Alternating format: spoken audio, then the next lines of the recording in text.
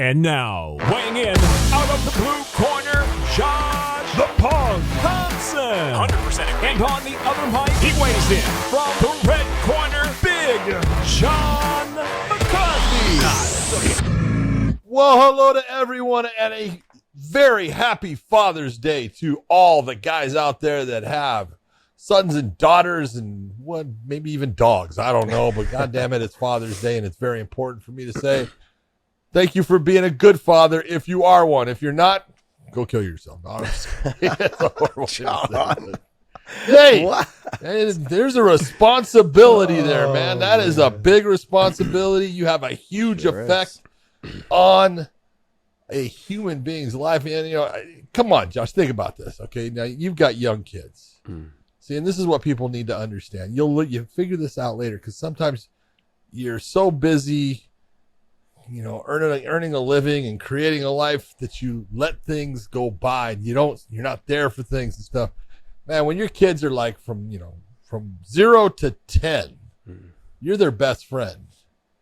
You're a rock star. You walk in the door from work, man, your kids are running to you. You're a goddamn rock star. There's nothing better in this world. It's the fucking best. And it will go away. Yeah.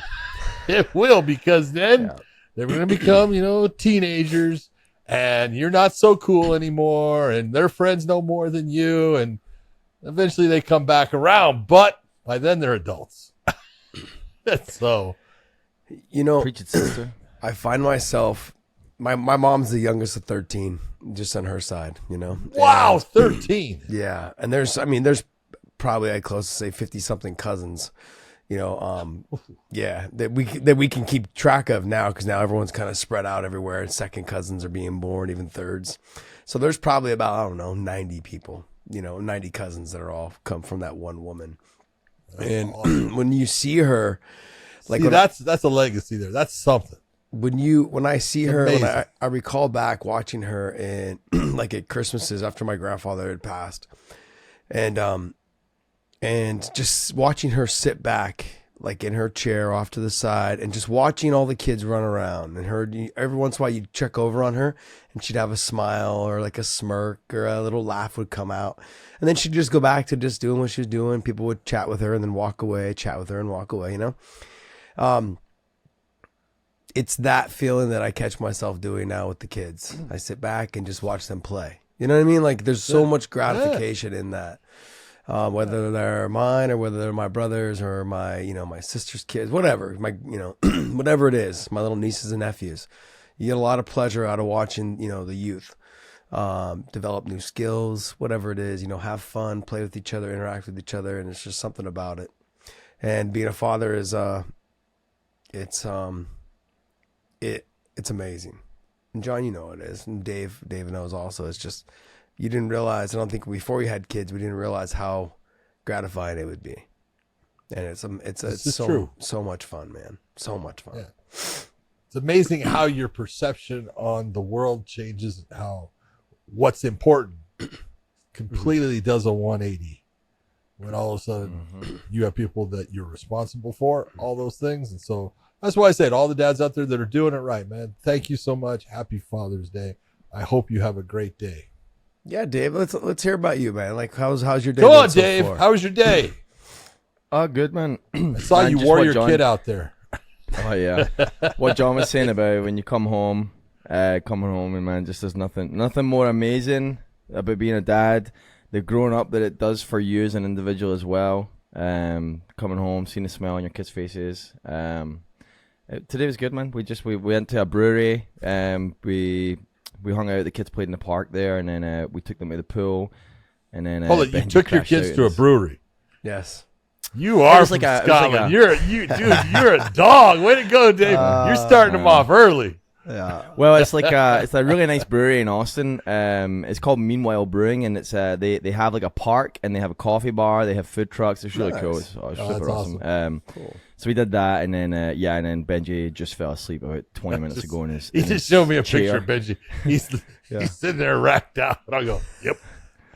It was like John. It was like John when we got on the podcast. I posted it on my Instagram, so you can see it. You posted it? Yeah, it's on my Instagram story. You can check it out. It's pretty funny. He's just like conked over in his chair. That's hilarious. Guys, it's amazing, man.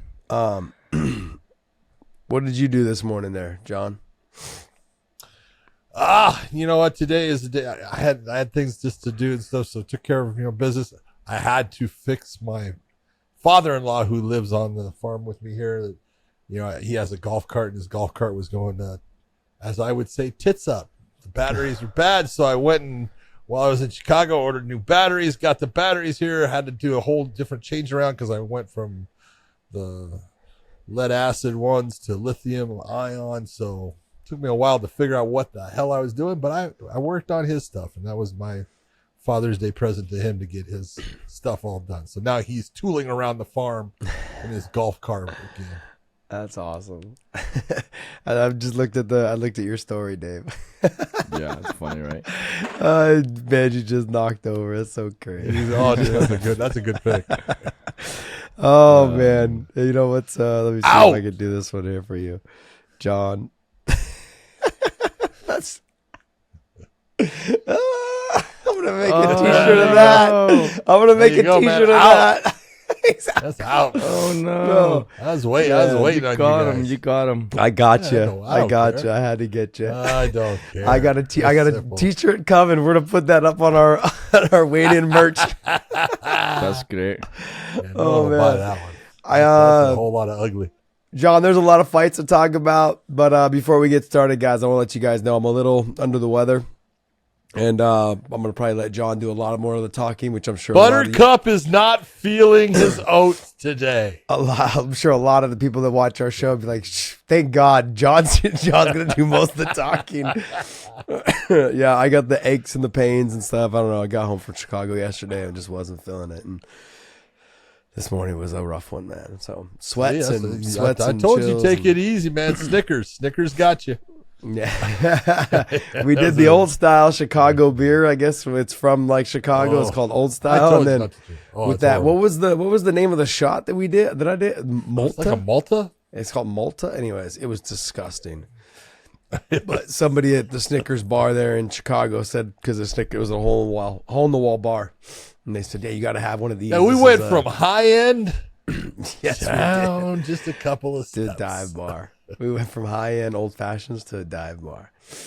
All right, well, hey, let's go ahead and get started. What do you want to start with there, Dave? You want to start with the UFC, or do you want to start with Bellator because it was on Gotta Friday? start with the UFC because Okay. UFC was the most recent. We got to go with it. So let's just Okay. do that, man. All right, let's Get do this it. the hell out of the way. No, I tell you what, Jared Cannonier and Marvin Vettori went out and they put on the damn show, man. They went after each other. Marvin Vettori showed. Yeah, I'll tell you what. I don't know how you can be a fight fan and not like the guy, because he just brings it. He is tough as hell.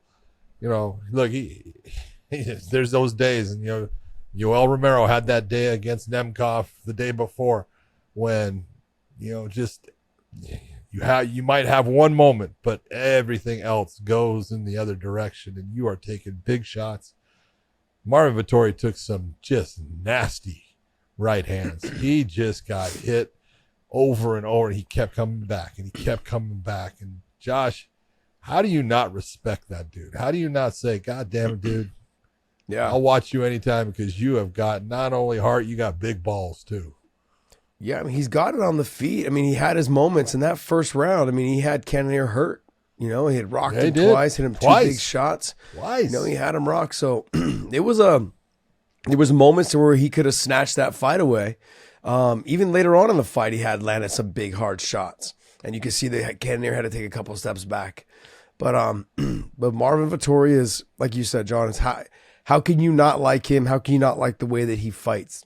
Maybe you don't like his personality. That's fine, but you can't take anything away from his fighting. I mean, he was fantastic. I was trying to figure out what the heck Cannonier was doing. Kept switching stances, and I don't normally listen to the commentary, but when I do, I kind of want to get why he kept switching. I was wondering if it was something new. I thought he was switching I thought he was switching since Vettori is a left-hander, southpaw stance. I thought he was trying to utilize the southpaw so he could attack the lead leg and hit that calf kick, because he was going after the calf kick, but that's how he got hit multiple times.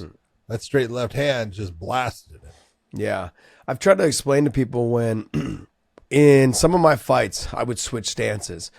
But when you switch, as soon as you switch, the best time to get off is right at that moment because your opponent's brain hasn't processed yet what you've done. And if they do, they're trying to remember, okay, which way do I defensively block this and this? So as soon as you switch, you've got to go right away. You've got to release a leg kick, a punch to the body, whatever it is. You got to release your combination as fast as possible and then go back to your normal stance because defensively you're not the same.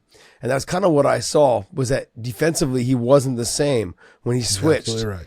And so it was having a negative effect on him. Like normally, because when you're in your traditional stance, you'll dip to one side because the jab normally comes that way, and it becomes a bad habit. You got to try to break yourself of those habits. But when you actually switch to the other way, you still dip that way, which is usually into the other person's power shot. So you got to be very cautious and careful when you switch, not to hang out there too long. One of the first times I started doing that was against Gil in the third fight. Because I had hurt my knee. And so I was like, okay, I wanted to switch stance more because I noticed that I figured he was going to come out kicking because it got released earlier. Like a week or two before that I had hurt my knee.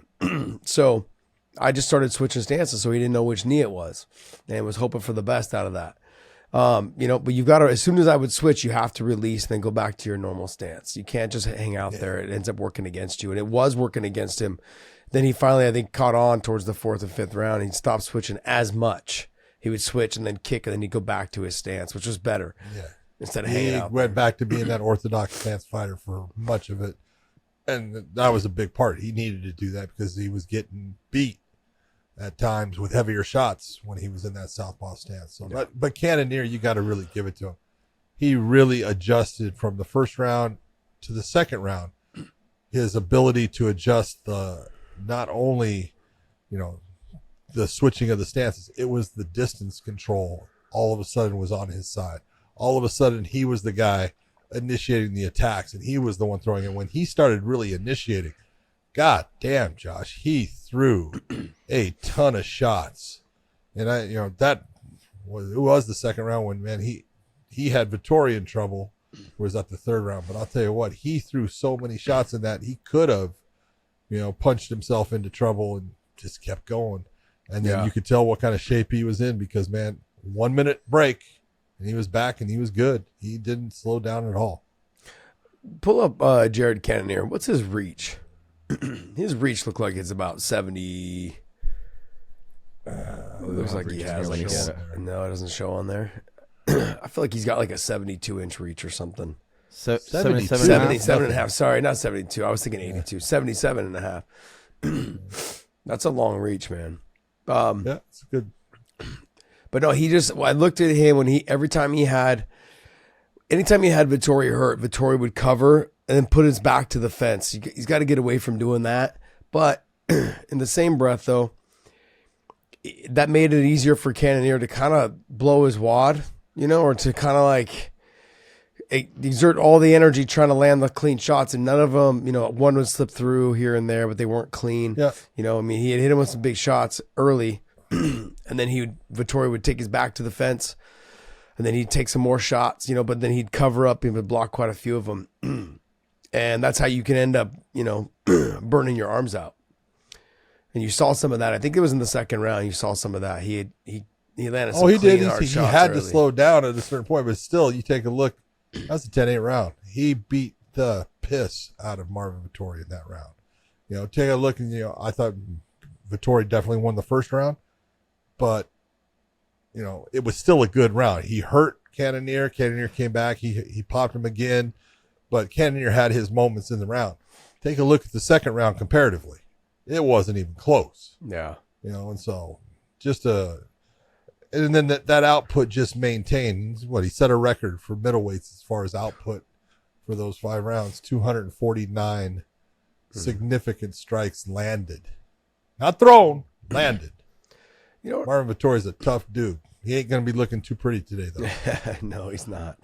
But hey, man, you can match those guys up again, and I'd watch. If you put that fight on a pay-per-view, I'll buy it.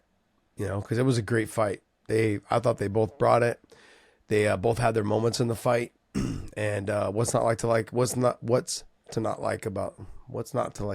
Anyways, You know what I'm trying to say. What is to not like in what you saw? Yeah, that's what I like about these guys. These guys are great. So, I guess I look at it though too. Can either one of them beat Robert Whittaker? Yeah. Yeah. All right. We're gonna They see. can. Yeah. I mean, they're right there. Cannonier has a fight against Whittaker, right? Show me Cannonier's record real quick. Did he beat Whittaker? Show me. Boom. Yeah, I lost. He lost to Whittaker. Lost to Robert Whittaker there. But that's what I'm saying. Can either one of them And beat that was Whittaker? a decision. Yeah, you can beat him. I think so. Look, he has that kind of output against Whittaker. Yes. That's. I guess when I look at both of these guys, though, what made their fight so good, though, is that they're both pretty hittable. Yes. And the guy, if you get hit by guys like Izzy or Whittaker, you tend to get in a lot of trouble. And they're finishers. Those guys are finishers. If they hit you and they clock you, then they'll follow up and finish you. Both these guys are both extremely tough, both durable, but they are a lot more hittable than guys like Whittaker and Izzy. So But I guess fantastic fight. 39 years of age for Cannonier, only 29 for Vettori. You're going to see, obviously, Vettori's going to be around longer, but Cannonier, 39 years of age, he looked fantastic. yeah, phenomenal. Good job. Good on him. We'll see what happens next we with had him. Arman Sarukian putting on a display against Joaquim Silva. Man, I'll tell you what. Sarukian is the real deal. There's no doubt about it. We've always said that. But boy, he came close in that fight to making the mistake that could have been. He, for the most part, he was winning every part of that fight. He had Silva guessing. Silva landed that clean shot, and he was hurt. You could see it in his eyes. He didn't know where he was, who he was, but he had the wherewithal to get that takedown, and that saved him in that fight. It was a hell of a performance when you're looking at this. The kid is good. He's fast. He's strong. He wrestles really well. He's just, I don't know how, in a matchup, he wants to fight, Islam again. And I look at that and I go, yeah, you could definitely fight with him. But sometimes it's one of those ones where, it's the guy in that position, the champ, be it Islam, he's a hard match for you because everything that you do well, he does well. Yeah. And so it kind of takes it away and stuff. But God, I'll tell you what, Arman Sarukian can definitely fight because that was, Silva came in. You could tell he was in shape. He looked big, man. He looked huge for that weight class. He looked strong, and he was going. He was throwing heat when he was throwing it. That one landed. But overall, Sarukian dominated the fight other than that one shot. Yeah, he landed that clean, hard shot that had Sarukian rocked. But also, too, what led to the finishing sequence at the end was that slam. It's the way that he landed. He landed on top of Silva, and Silva hit his head. It was almost like the shoulder, and maybe even Sarukian's head hit his head as his head hit the ground. So might have been a little bit of a part. That's part of fighting. No, I get it. And this we'll talk about that, and with the fight that happened, earlier on, with the head clash and stuff that they ended up calling and why they did it. I understand, but yeah. So we'll talk about that. But when I saw the replay on that, it looked like the shoulder and the head clashed with him as he hit the ground, and then he pretty much. Sarukian was able just to do the rest of the work after that. The damage was done. Yeah, he mauled him. Because looked like he was dazed right after that slam. He was. And then he was able to, he just kept hitting him with some clean shots from then on. And then he worked his way into that top position and finished the fight. But that's what you want to see from someone like Sarukian. Take a little bit of, you don't want to see them ever take damage, but to see how they deal with the adversity of taking damage and realizing that he belongs in that top 5, 6 for whatever position that they're going to put him in. I think he's ranked number 8 right now, right? Do we know what his ranking is? I think he was ranked number 8. Is it 8 now? Should be going up. He's 8. Yeah, he was 8. Because he's got the loss to Gamrot, and then Fazeev is there, and then Chandler. I mean, I'd like to see him and Chandler would be a good fight. I mean, great fight. Yeah. I mean, so I look at that. We'll see. I think Chandler's gonna be looking for a fight here pretty soon. So I don't think. I know someone that said. I know this. Someone that said that long ago. Yeah. Yeah.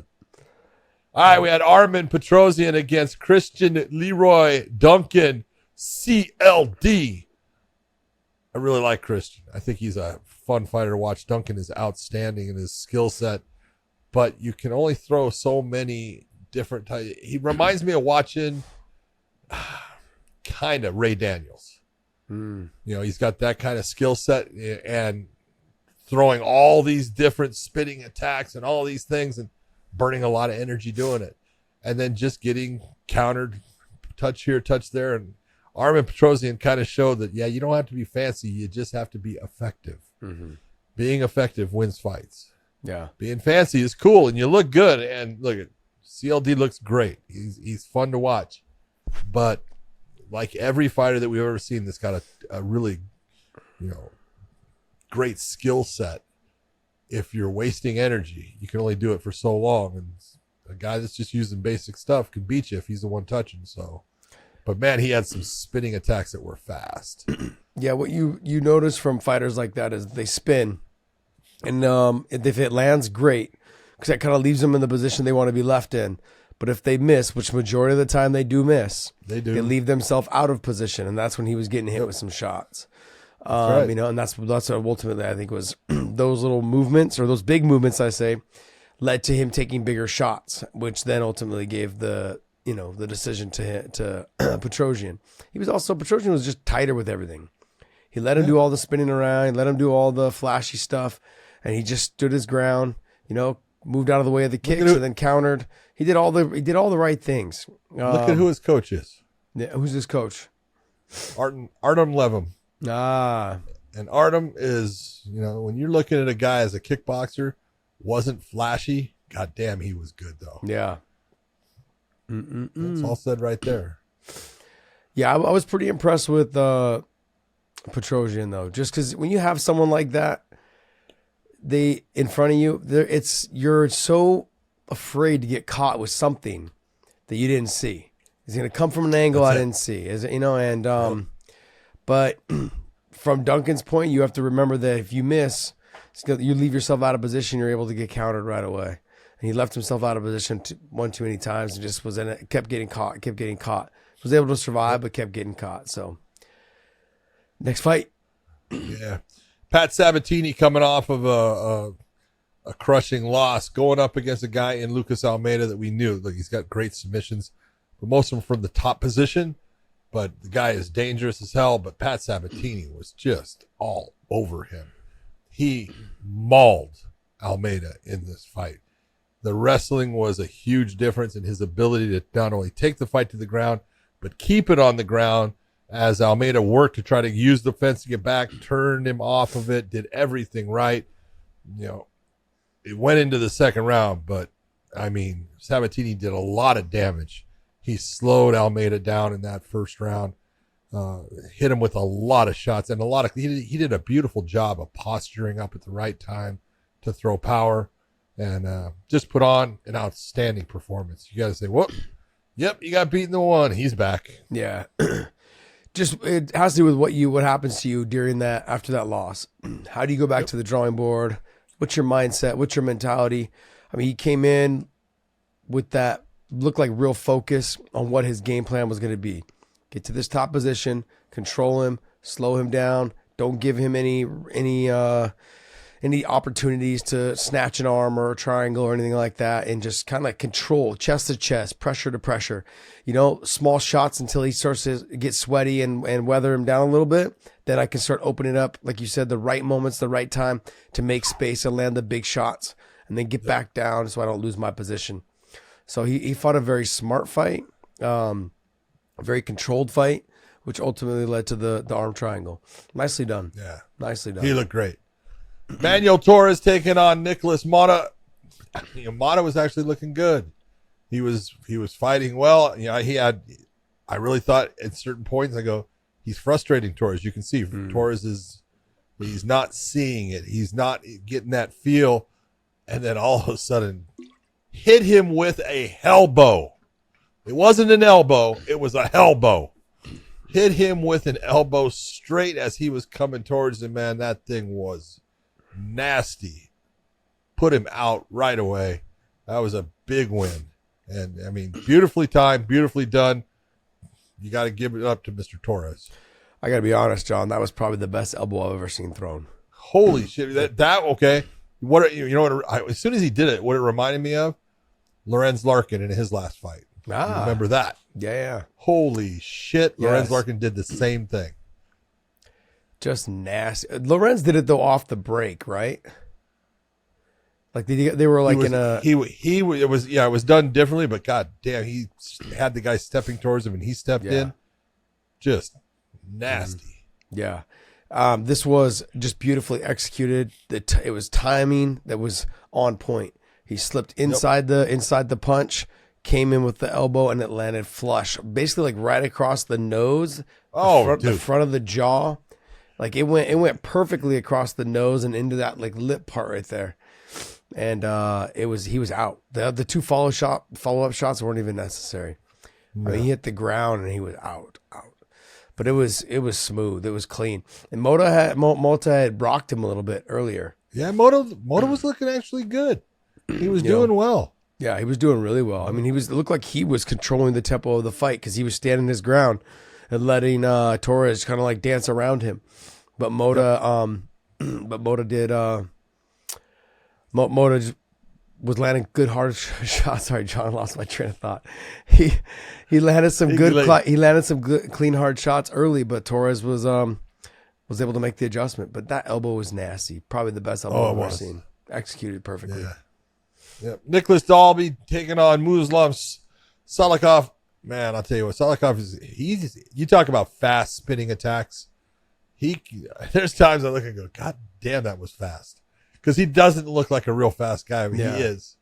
But Nicholas Dalby just, he's got that almost Lyoto Machida-like, karate stance. He bounces in and out. He uses a lot of energy, but he's got a gas tank that's huge. And he just wore Salikov down. Yeah. Just wore him down and beat him down. Got a nice decision. Made a nice thing, a nice little statement about Martin Kampmann there too, also saying, that Martin was the one that started it for, people in the Netherlands. He's carrying the torch. That's great. But Nicholas Dalby, he's good. He's fun to watch. I enjoy him.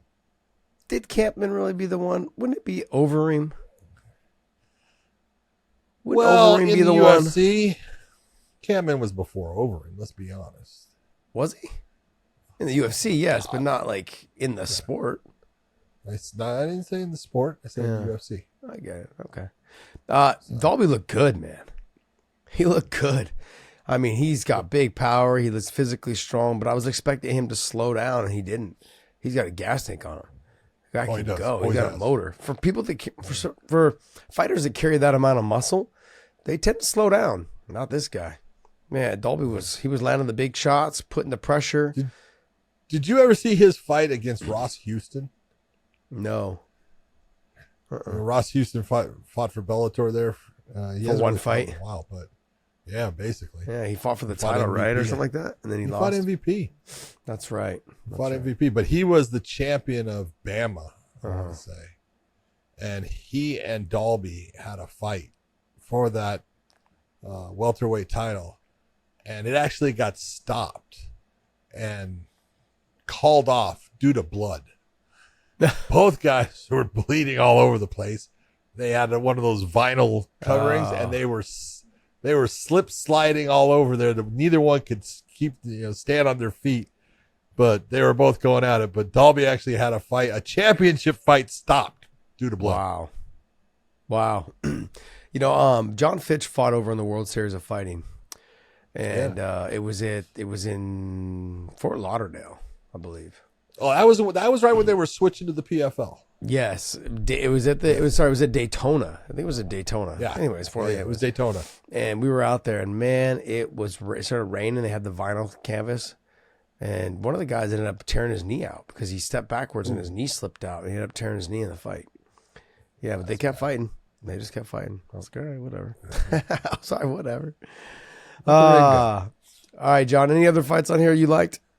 Yeah, well, we got to talk about a couple. Look at First off, Mr. Perfect, Kang, he did look good. He came out there and he put it on Quinones, who's an aggressive young fighter. It's just, you know what? This is what happens when experience is calm, relaxed, and waiting for you to make the mistake. Hit him with a big shot, got the rear naked choke. Beautiful, beautifully done. I thought, Costa did a nice job, especially with the low leg kicks on Jimmy Flick. That's what got him that win. Easy. We got to talk about Carlos Hernandez against Denis Bondar. That's the one that ended with a technical decision. But let's be honest with this. Hernandez was winning the fight. We all could see that. When Hernandez lands the throw, the real question you got to ask, Josh, is Bondar knocked out by the throw or by a clash of heads? Because their heads did touch, but was it the throw that knocked him out, or was it a clash of heads that knocked him out? I don't know. What are you doing? You don't know. Right? Yeah. You don't know. And no one does. Don't know. You don't know. And so how can you say that the throw wasn't what knocked him out? You can't. So what they did was safe, but they did it because they knew Hernandez was winning the fight, and it would take away any kind of protest from Bondar's camp saying, hey, they clashed heads. So they go to the technical decision. But Carlos Hernandez, man, I'll tell you what, he freaking, the throw was beautiful. The elbows that he landed, holy shit. He was killing him with elbows. He was out long before it was stopped. Should have been stopped sooner. Who was the ref for that? Jaron Villel. Yep. He was as amazed by the knockout as everyone else, and then trying to figure out what's going on, and then finally made the call, but it went too long. There was also another one with Dan Argueta versus Ronnie Lawrence that we got to talk about. That was Keith Peterson. Look at Argueta had him in a beautiful topside guillotine choke. He's putting it on. You do see Lawrence's hand coming out there too. Looks like he's setting up to tap, but he didn't. But Keith Peterson fell into him. Yeah. He started to look at the hand, and when he grabbed the hand, Lawrence pulled to pull the hand away, which pulled Keith Peterson into them. And when he fell, that's why he kind of stopped it. He say that I thought he was tapping. Okay. But it was the right call to make it, a no contest over to, you can't give a win to someone that doesn't deserve it. You can't give a loss to a guy when he didn't tap. But, the one thing I'm going to say is Dominic Cruz, stop with the Keith Peterson hate, dude. Well, started. No. I'm gonna rebuttal you on this. Let me ask. Go ahead. Okay, you go ahead. You rebut me. Don't be Let me so ask you aggressive. a question, Josh. Don't be so aggressive. No. I said you can rebut me. Okay. So let me ask you a question. You ever made a mistake? John, you know me long enough. I don't make mistakes. You know that. Okay. And there we go. All right. I get it. Look. No. I want to know, does Dominic make mistakes ever? Well, of course. Oh, really? Okay. So go ahead. So now let me ask you this. What's the best thing to do when you have that mistake? I mean, own up to it. Own up to it. Did he? I don't know. That's why it's a no contest. Yes. Because he owned up to it. Huh? What do you want? No, I get what you're saying here. I was funny because you said this about the Dom thing, and I didn't know you were going to go that direction with this fight. Well, on the Dom thing over Keith Peterson. But if you go back, which was later on in the evening, more on the main card, did you go up a little bit more there, buddy? To the Sarukian fight with Silva. Sarukian gets to that top mount, and he lets Silva take 3 good hard shots. Oh yeah. Yeah, beautiful. And Dom goes, Great job by the referee letting them fight it out. He was moving. He was trying. The ref did a great job. He said that. So that was later on in the evening after he had already, I don't know. I don't recall. Like I said, I don't normally listen to the commentary, especially during the prelims. And so I didn't hear any of the back and forth during that fight you're talking about. This fight though, I did hear that. And I was like, wow, Dom's saying something nice about Keith. And it caught my ear. It caught my ear. And, Okay. And I thought it was a step in the right direction for Dom, because he made it a point to point out the referee did a great job by the ref, letting him fight, perfect timing on the stoppage. I thought that was great. So, okay. And I'll say, I don't remember it. Yeah. But I'm not going to say he did it in a smart ass way. maybe I read it wrong. I don't know. Maybe I read it wrong. You know, you mean Dom? You mean Dom could be a smartass? No, you don't say. Not Dominic Cruz. Love that guy. He's such a nice dude, man. He's just funny, man. He is, dude. He knows. Look, He's a he smart understands guy. the sport. He's great. Yeah. He is smart. Smart guy, and he'll But let you know people that make he's smart. Look, the only thing you can do when you make a mistake is own up to it. That's Yeah. why it was a technical draw or a no contest based upon. That's key saying I fucked it up. What can you do? Hey, You think he wanted to? no. What fight was it recently that we watched? Where they had to do the same thing? It was another. I think it was another UFC. We had one in Bellator. Oh, did We we? had Sal Rogers going against David That's the Gane. fight. Yep. That's the fight I was Jacob talking about. Montalvo Yeah. in a guillotine choke, topside, and gets covered and stopped it when Gane was defending it the right way. It doesn't mean that it was going to work completely. He could have gone out, but stopped it. And it was the same thing. And what happened? First, they said that Sal Rogers was the winner. Yeah. And you look and you go, you can't give someone a loss when they didn't truly lose. Yeah. And they overturned it. Yeah. Which sucks because then Saul didn't get his win money. I mean, he didn't win technically, but I mean, I get Does what you're suck. saying. Yeah. It does suck. But All right. Can happen. That's gonna wrap up our UFC talk, and let's go ahead and jump right into the next one. But before we do that, go to onlyfans.com/weighing-in. I had a great meeting with OnlyFans while we were in Chicago, because OnlyFans is, stationed out of Chicago, at least the North American one is.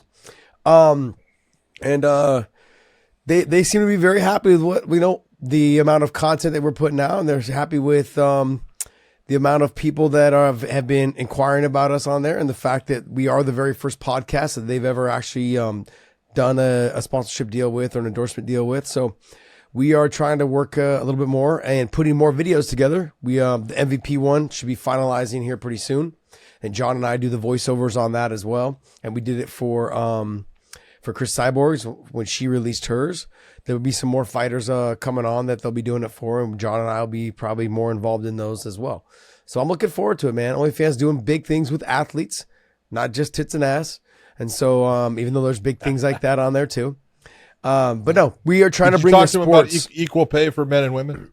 Yeah, I wasn't really ready to go that far yet. Okay, let's. I was gonna put my foot down, but then I realized, let's just bad foot to put. Yeah, bad foot to put there, but yeah, I'm still gonna continue that campaign though, John. Equal pay for men and women on OnlyFans. Okay.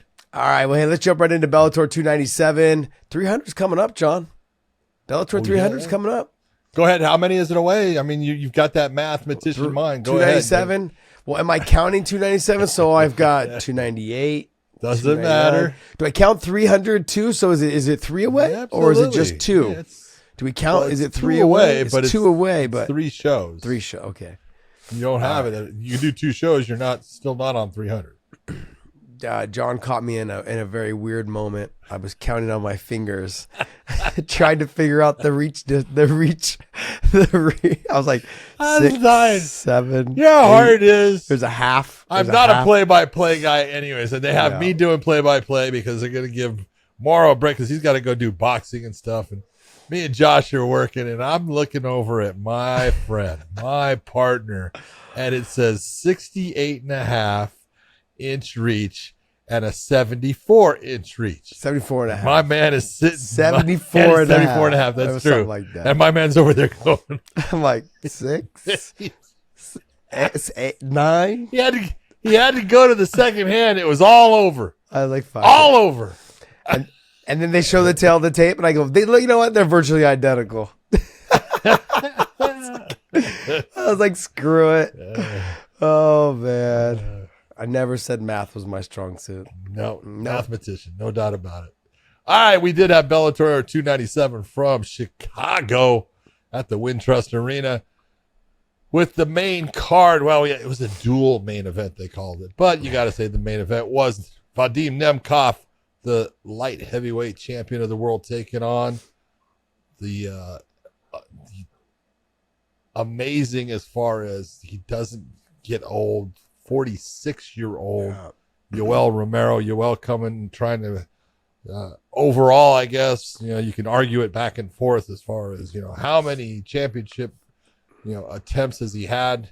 If you count the ones where he missed weight also, it would be 5.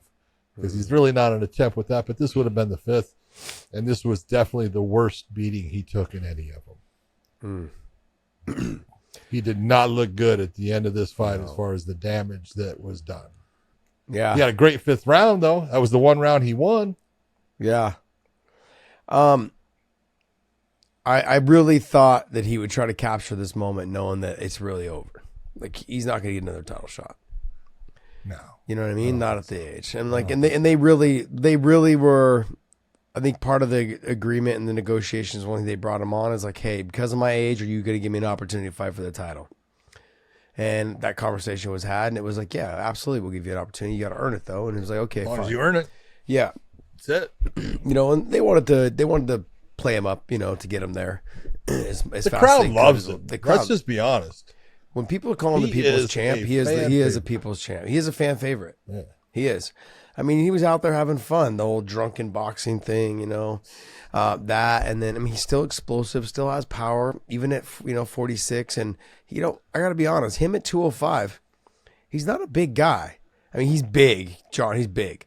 But he's muscular, all those things. But I mean, height wise, he's not a super tall guy. He's probably 5'11".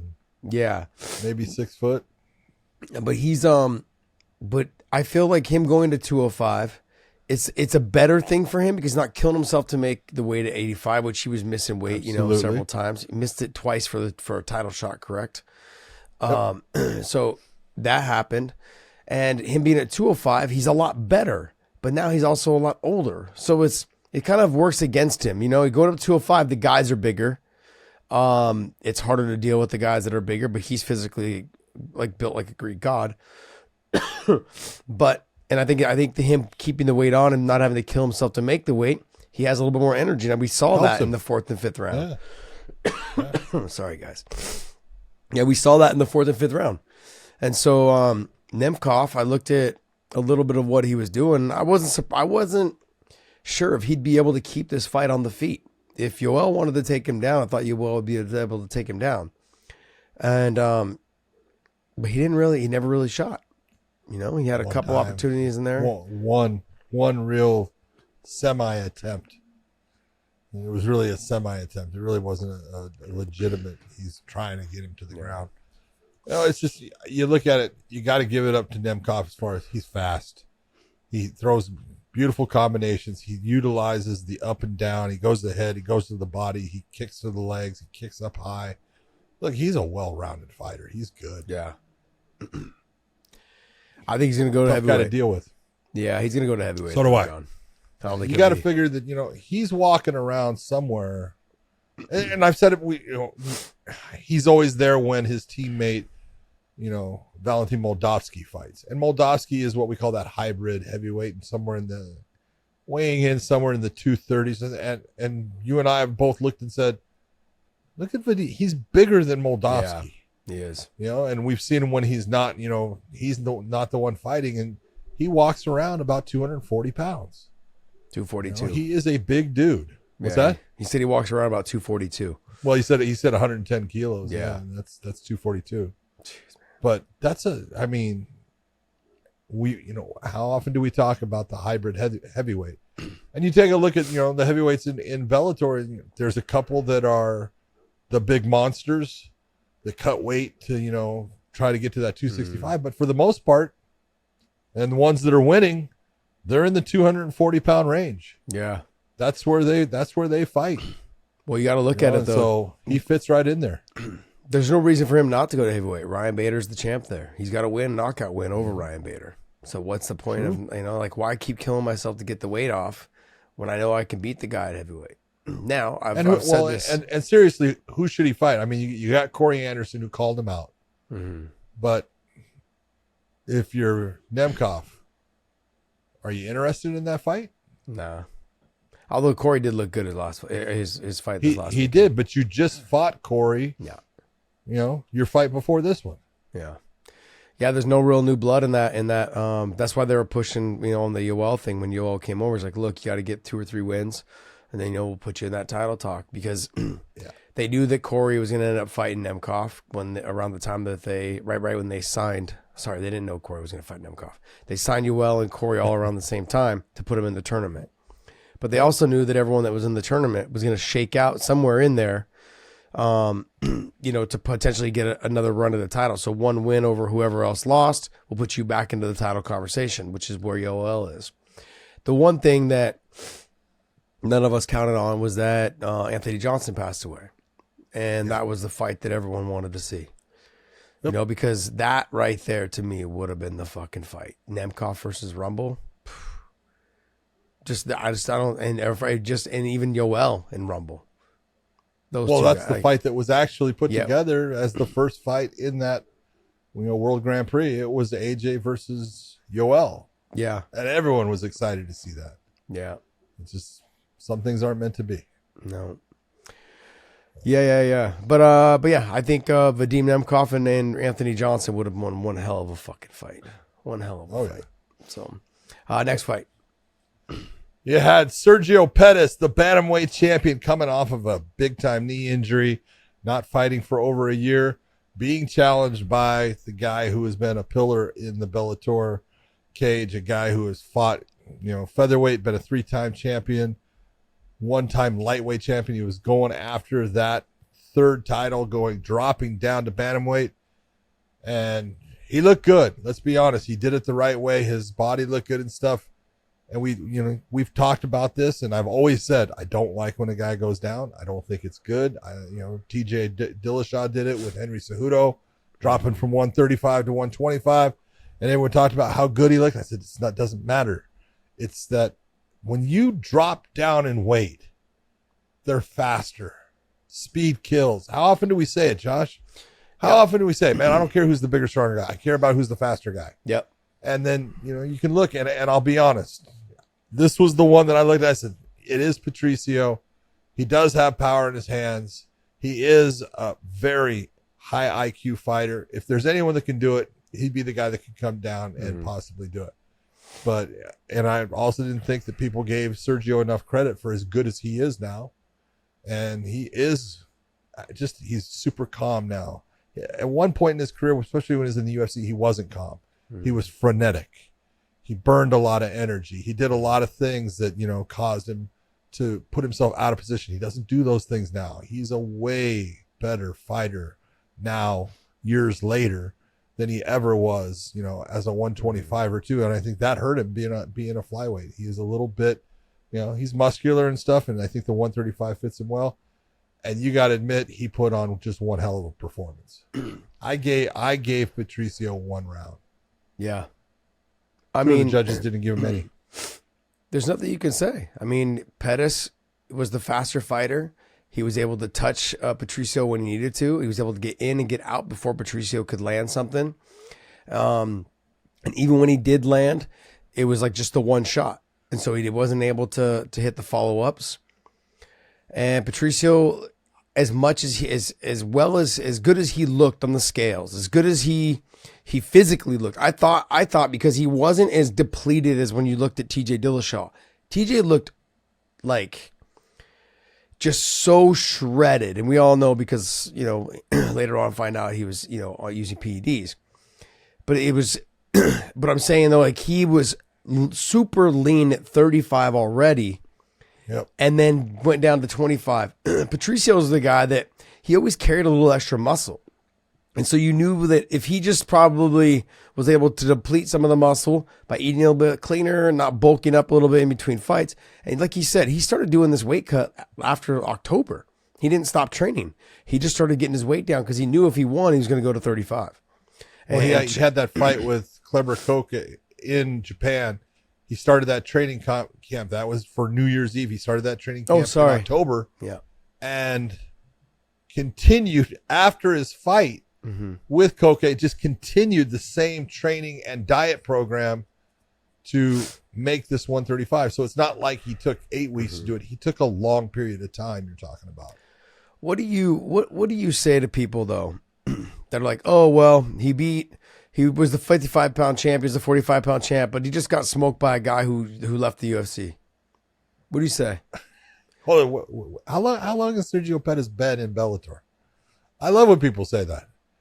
Just left the UFC. No, he didn't just leave the UFC. He's been in Bellator for 3 fucking years. Okay? Almost 4. Yeah. So, it's not like he just left the UFC. He left the UFC a while ago, and the UFC wanted him to stay in the flyweights, and he wanted to be a bantamweight, so he left. And it was the right move for him. He has been undefeated. He won his last fight in the UFC. He's been undefeated in Bellator. He's looked fantastic. And you can sit there and say whatever you want as far as, Patricio's performance. He's got nothing to feel bad about. He's got nothing to feel sorry for. I mean, obviously he wanted to win. He went out and he tried something that is not an easy thing to do. Going down in weight is always a difficult task, in my opinion, based upon you are becoming the slower fighter. Yeah.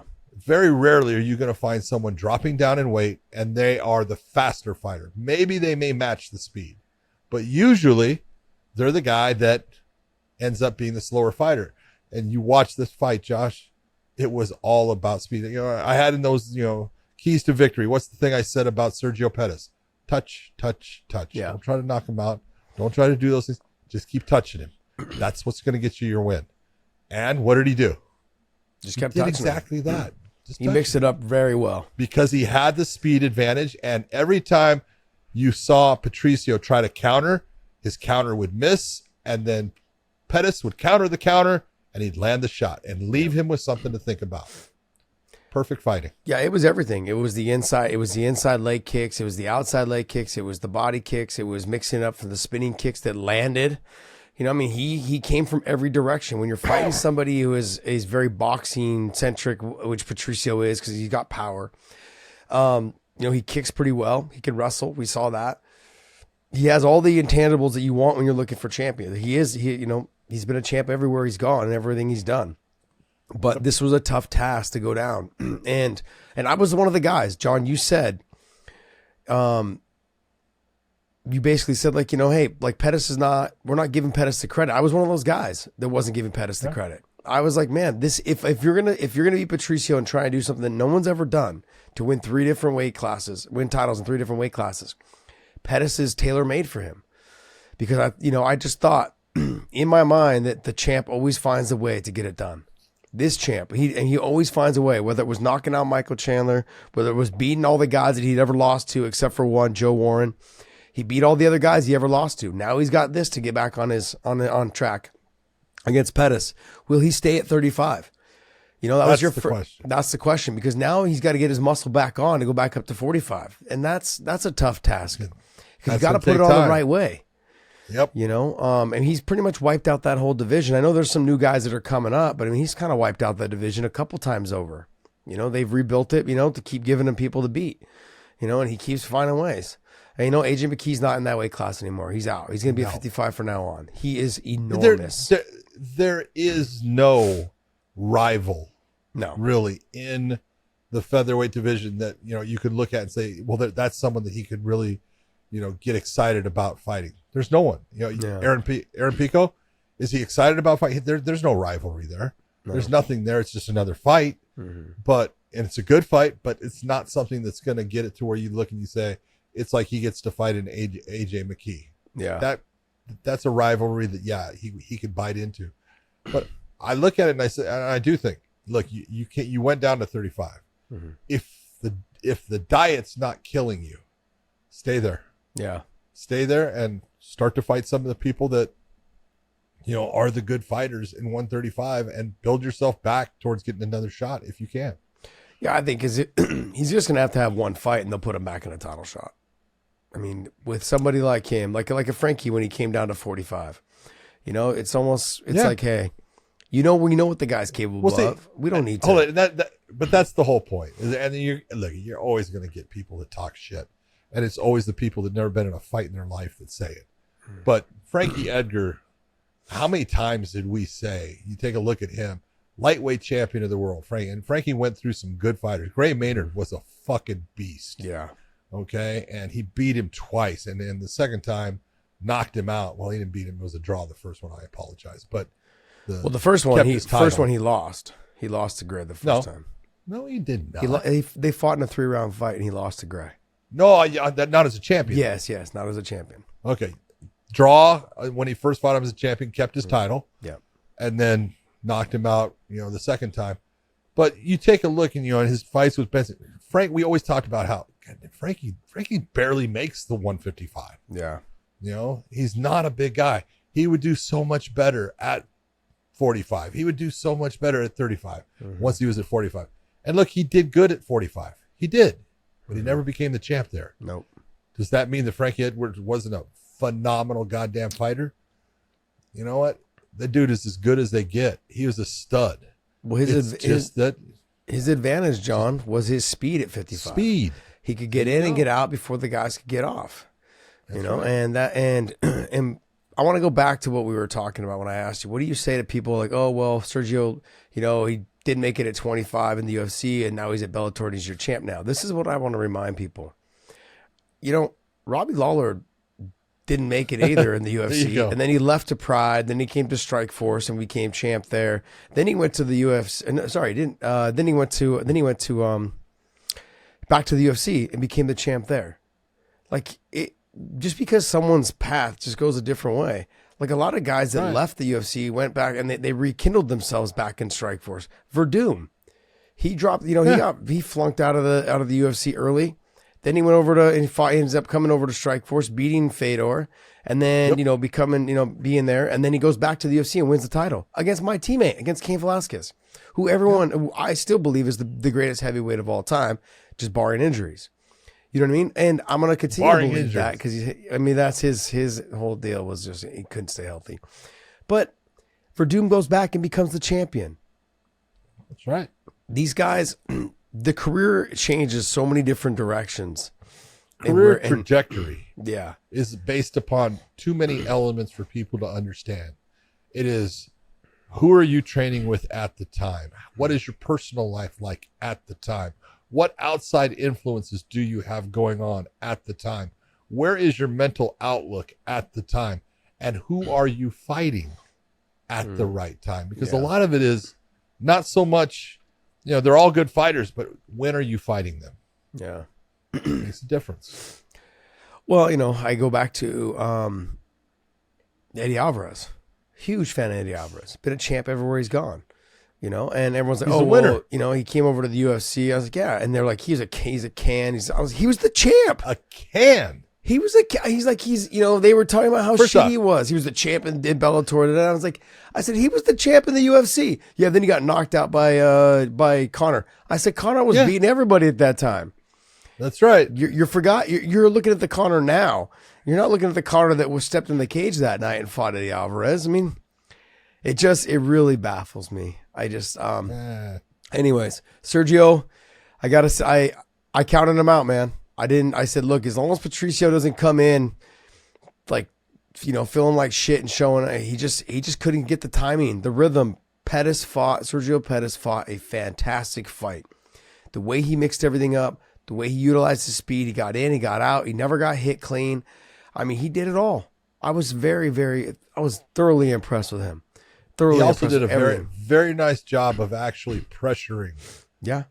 Pitbull, because a lot of people don't. They allow Pitbull to control that range, and at times he was pressuring well, and that's a good way of putting Pitbull in a position where his offense tends to slow down. When he's backing up, he doesn't throw as much. Amanda and I talked to the desk, and I said, she goes, what's one of your biggest concerns, for Pettis? I said, is that he will show him too much respect and let the fight slip away. And it was the exact opposite. Yeah. I mean, he wasn't disrespectful, but he went out there and said, look, I'm going to do me. And right now in this moment, I need to pressure you. Okay. In this moment, I need to stay away from you. And he did a great job of navigating his way from round to round and mixing it up. I can't say that enough, because every time Pettis thought he was going to stand and bang, he'd throw a spinning kick. And that made, not Pettis, that every time he thought Patricio was going to stand and bang, he'd throw a spinning kick, or he'd throw, an inside leg kick. And it would make him think, oh man, the kicks are coming from all different angles. And then Patricio was a little bit more hesitant. Did you see the tape of Patricio getting sewn up in the back, talking with Pettis? No, I didn't see it. And he's sitting there and he says, you hit me with a kick. He says, show me what kind of kick you hit me with. I love it. Right. Cause he didn't know. And, Sergio goes, oh, this is what I did. And he goes, oh, and, because sometimes you don't see it. And it's the ones you don't see that hurt you. But there was a little clip that was out there that it was really interesting to watch, because for people that, don't understand fighting, you don't always see everything. You can't.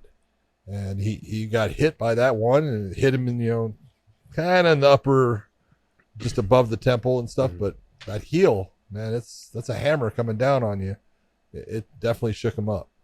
So yeah, a great fight. Great win by Sergio Pettis. What I love, though, about Patricio, even his brother Patricky, after I fought Patricky, they came over to my gym and they rolled with them, trained with them, grappled them, talked with them, had them on the podcast, like all these things. Like, they're good kids, man. I call them kids, but they're older. They're they're good people. They're definitely really not good kids. people.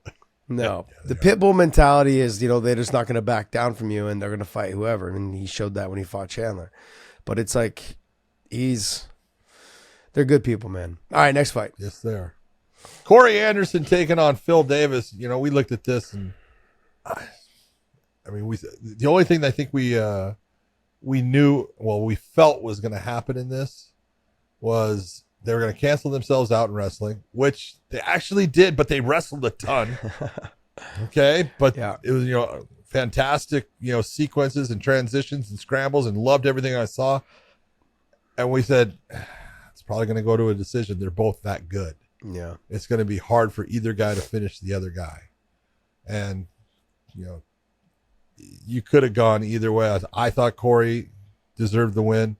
I thought Phil was right there. He had his moments and stuff, but I think there's something about Corey Anderson and his gas tank that he can just continue to exert and put out, forward motion and output when other guys are wanting to take a breath. And that's the biggest difference that there was. But Corey Anderson I thought he fought a very smart fight. And, wrestling wise, Josh. Yeah. Did you see either guy? Both of them had clean takedowns at times that the other guy scrambled right out of, and they were unable to, control position or anything like that. Both guys were just amazing in that. I can't say enough about either one of these guys. Both are good. Both are fantastic fighters. Both left the UFC ranked, highly ranked, and and they both Phil Davis was the champ for a little bit, lost it, and then Corey fought for the title, came up short. He definitely is turning a page. He looked fantastic in this fight. He utilized the wrestling, he utilized his striking. He had Phil guessing at different opportunities, different moments of the fight, and Phil had some good takedowns, had some good work in there. Great scramble. There was one time where Corey picked him up on the shoulder and dumped him, and Phil rolled him through. Came up on the single leg. I was like, holy shit! It's different when you see guys that are 125, 135, 145 pounds doing that, right? But not guys that are fucking 205 pounds and they're 230 probably by the time they're in the cage. Exactly. 225, 230. Yep. So both guys, fantastic fight. Now here's my question. Mm-hmm. Did Corey actually lose his tooth, or was it a fake tooth? What do you mean? Remember when his mouthpiece came out? No, he had he had a fake tooth from from wrestling when he had his tooth knocked out in wrestling. Okay. And then Something went wrong. His new mouthpiece didn't fit it with the tooth in it, so he had to wear it without it. Got it. Yeah, Okay, I think he normally wears his fake tooth when he fights with his mouthpiece in because it keeps it in. Yeah. But then that's why he said his mouthpiece came out is because the old mouthpiece he had wasn't framed the same way. So he had to wear it without his mouthpiece. He did tell me, he goes, John, I got a bone to pick with you. So, all right, what is it? We never got there. I don't know what it is. Next fight. Gohan Saracham going up against the guy who had everybody in that building on his side, Daniel James, the guy I call DJ Large. Obviously, Demetrius Johnson is DJ Small, but DJ Large went in there, and Saracham had spent 2 months in Las Vegas working on his wrestling, working on a ground game with a bunch of big heavyweights. And man, see, this is when you look at a guy and you go, congratulations, man. You did the right thing. You knew exactly what you were going to have to do to get a win against a big monster like Daniel James. You went out and you performed beautifully. I got to give it up for Saracham. We had someone that had predicted Saracham wins in 3 rounds on a decision by grounding Daniel James, and he was absolutely right. Saracham put on a very impressive performance. May not have been what the fans wanted to see, because I really thought he was going to try to stick and move and stay on the outside and eat up the front leg of James and use his fast hands to try to, just pepper him. Nope, screw that. I'm going to take him to the ground, and he was able to, and he dominated there. I agree with you. But you know what, John? There's a couple fights in here that I want to give a lot of love to. The Kyle Crutchmer performance after being his first fight over at Fortis MMA. Bam. I thought he looked fantastic. He did. Kyle Crutchmer, absolutely, switching camps, going to Fortis MMA. He came out with a goddamn fire. Bobby Nash is not an easy person. He's a good wrestler. Kyle didn't care. He had his plan. He knew exactly what he wanted to do. And man, I'll tell you what, when he was able to unload, Kyle Crutchmer looked, that was the best I've ever seen Kyle look. Yeah. And he's had a couple of performances where he's looked good getting a decision, but that was a great finish. Because when I looked up Bobby Nash, I'm like, dude, this guy's got power. He's kind of that herky-jerky style of fighter. Yep. It's hard to work around. He looked physically strong. He's longer than Kyle. Kyle's a shorter guy for the welterweight division. And I was concerned that maybe the wrestling would cancel out and then Bobby be able to use his power and his reach, to touch Kyle on the chin. But Kyle was moving his head real well offline, dipped under a lot of the long shots, and landed some clean shots of his own. Beautifully done, man. But the fight, we do have to put a little caveat on this. You get scared for all of the guys that you train with. You're always worried about everything. I am. You're like the nervous Nelly mom, man. It's like, oh, he could get hurt. Yeah, I know, man. I think of all the ways, because I've trained with them. I think of like the ways that I've seen them in the gym, and they're open for certain things. So when I look at whoever they're fighting, I'm like, if they can find that rhythm or they can find that hole, they could hurt them, and it just goes through your mind. But I like Kyle, man. He made a decision to leave AKA, which is my home, here in San Jose. And he's moved down to Fort Worth, Dallas-Fort Worth area there. And he's and where are you going to be seeing him? Be right there. I'll be right down the road. That's what I thought, man. Okay. So it's just, good for him. Hello, man. my name is Josh Thompson, and I am training at Fortis MMA. Mike Hamill, man, put on a great performance against Shamil Nikhaev. Man, that was a tough one. Tough fight, though. I ran into Nikhaev in the locker room afterwards, and he thought he won.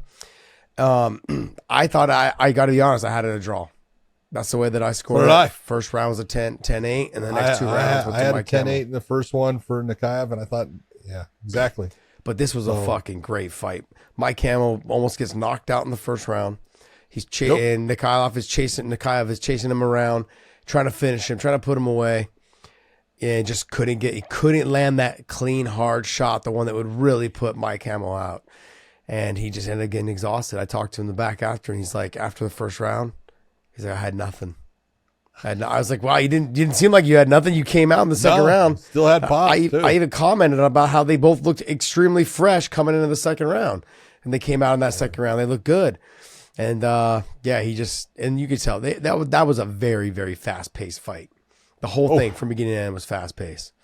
Good stuff. So, but good job over Mike Hamill and the Kai off his Carl Moore. Yep. Carl Moore against Alex Polizzi. That was a fun fight.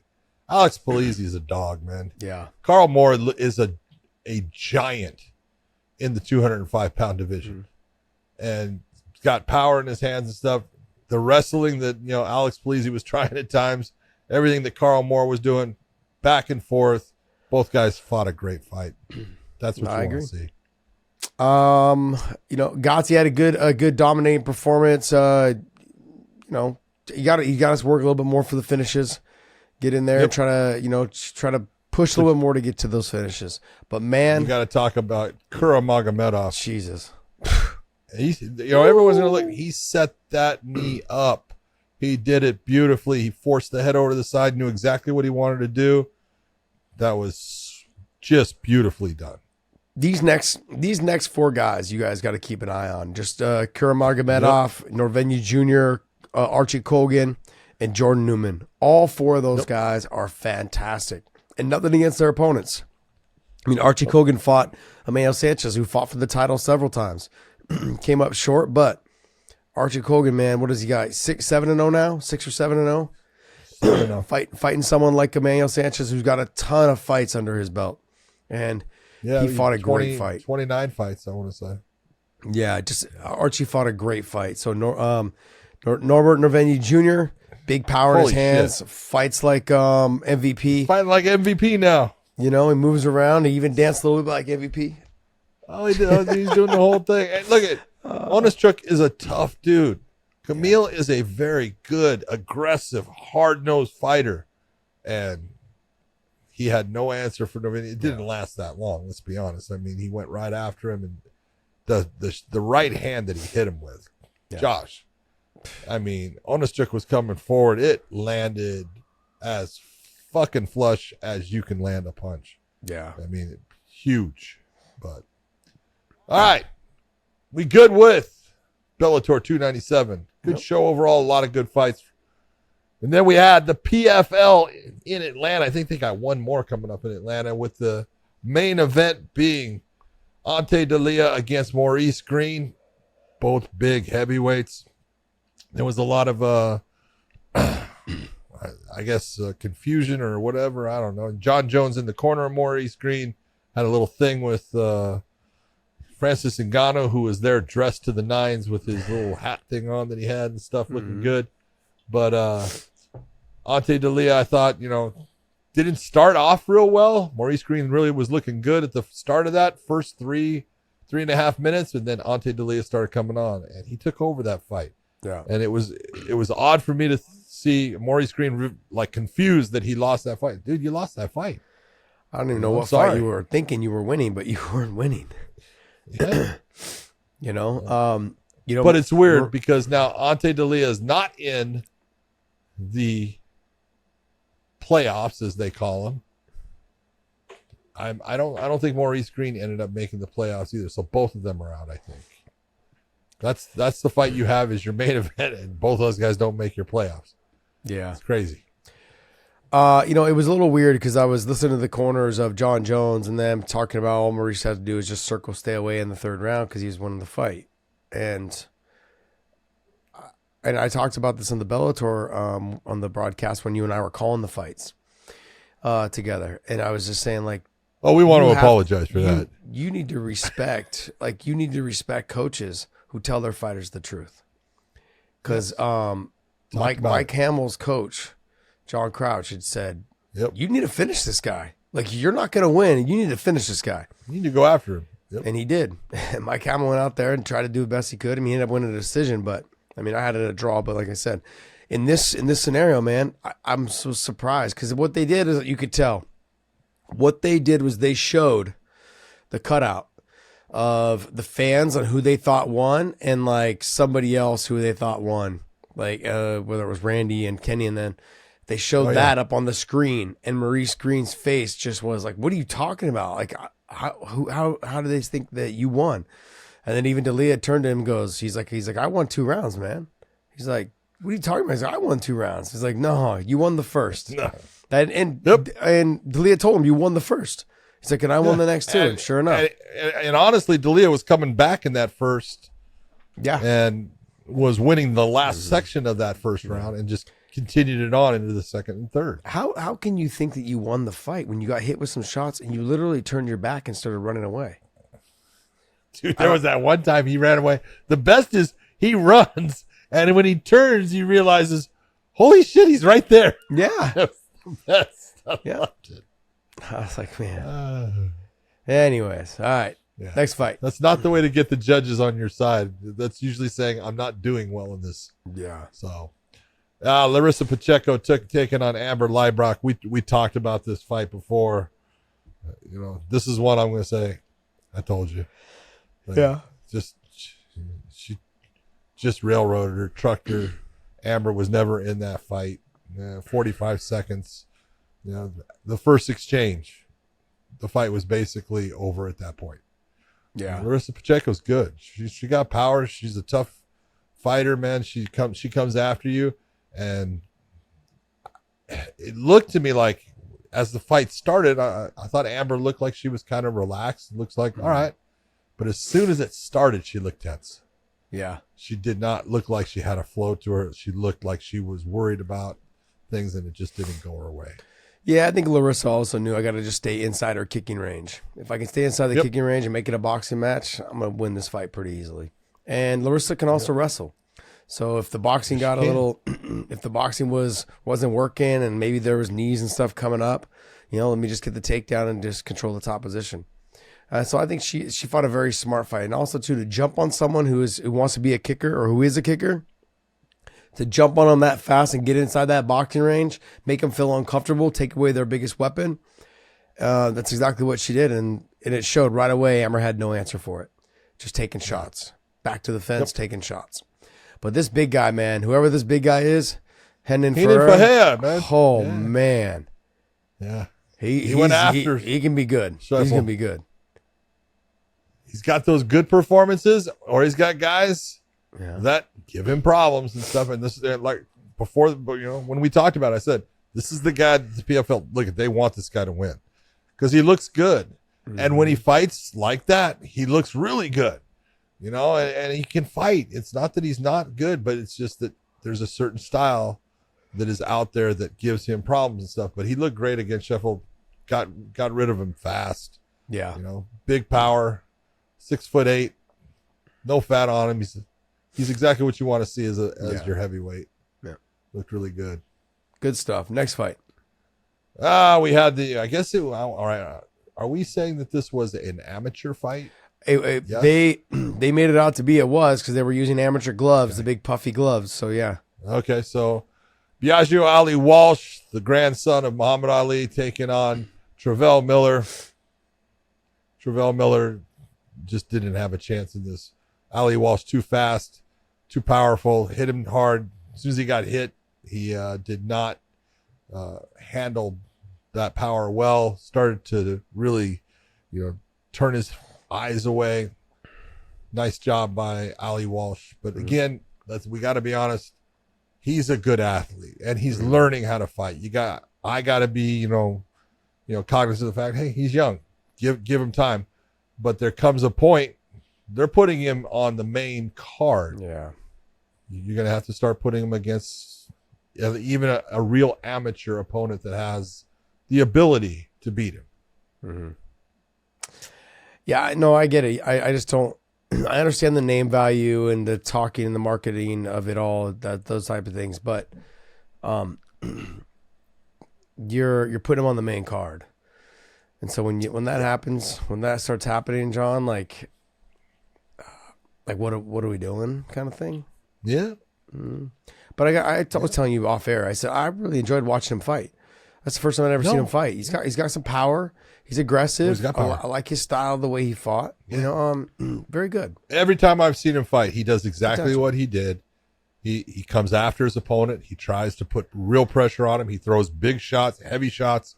He doesn't back off at all. And that's how he lost his one amateur fight that he lost, is he stepped into something. Yeah. But he's good, and he's a talented kid. He's a good athlete. What else you got here? Congratulations for him. Aspen Ladd just beautiful win against Karolina Sobek. Got this, the arm bar, set it up well. Looked like she was going to go for the arm, then decided no, then decided yes, and did a nice job when she decided to actually go for it the way she took the arm. Controlled the hands, broke them apart. Very nice job by Aspen Ladd. And that's why they signed her. They want her to fight the way she did in that fight. Yeah. And she got rocked in the beginning. Yeah, she did. Right off the bat. She got rocked at the beginning of that fight. Right off the bat. Yeah, it was one of those whoops, but she came back well.